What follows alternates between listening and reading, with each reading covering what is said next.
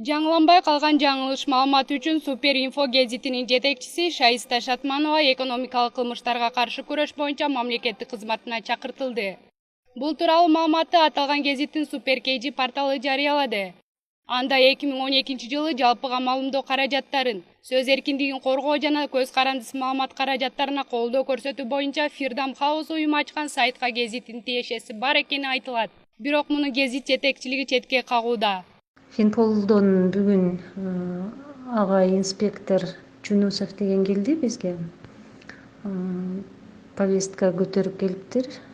Силерди ушундай суракка чакырат элек деп. Анан биз алар менен сүйлөштүк. Эми качып кетели же бир нерсе кылалы деген оюбуз жок. Кол коюшпай эле коелу кагазга. Но бүгүнкү эртеңки күндөрүбүз иш графиги аябай тыгыз, ошондуктан дүйшөмбү күнгө калтырсак деп сурандым. Алар макул болушту. Ошо дүйшөмбүгө саат 10го чакырышты. 6 жыл мурун жарыяланган маалымат үчүн Финполиция эми баш көтөргөнү гезит жамаатын таң калтырууда. Муну Суперинфо кезектеги саясий оюндардын бири катары сыпаттап, булар гезитти рейдерлик жол менен басып алууну каалап жатат дешүүдө. Мындай пикирди гезиттин ээси Кылычбек Султанов белгилеп, мындай кырдаал жаралышын алдын ала билгенин айтат. Ал эми газета боюнча менимче бул түшүнүктүү нерсе. Дайыма эң алдыңкы болгон маалымат каражаттары бийликке ыңгайсыз, же болбосо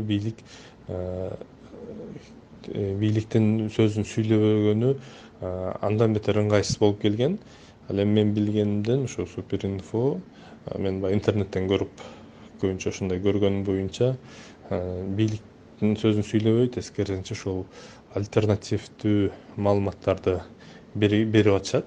Маалыматка тактык киргизүү максатында Финполициянын маалымат катчысы Анастасия Пискурга кайрылганда ал бул иш боюнча тактап жатканын гана билдирди. Бирок толук жана так маалымат берүүдөн эмнегедир баш тарт. Ал эми сөз эркиндигин коргоо комитетинин жетекчиси Бегалы Наргозиев Суперинфону куугунтуктоо мыйзамсыз дейт. Кыргызстандагы кандай гана тармакты камтыган маалыматтарды чыгарууга акылуу, ал үчүн кайсы бир коргоо органдары чакырып куугунтуктоого акысы жок. Жалпыга маалымдоо каражаттарын колдоо борбору Кыргызстанда 2003-жылы ачылган. Анда түстүү ар кандай басылмалар чыгарылат. Ал эми Суперинфо басылмасынын директору Шайиста Шатманова 18 март күнү кайрадан экономикалык кылмыштарга каршы күрөш боюнча мамлекеттик кызматынын суроолоруна жооп берүү үчүн барары белгилүү болду. Жаннат Нурмаматова, Мирлан Абдылда, Next TV күндүн темасы үчүн.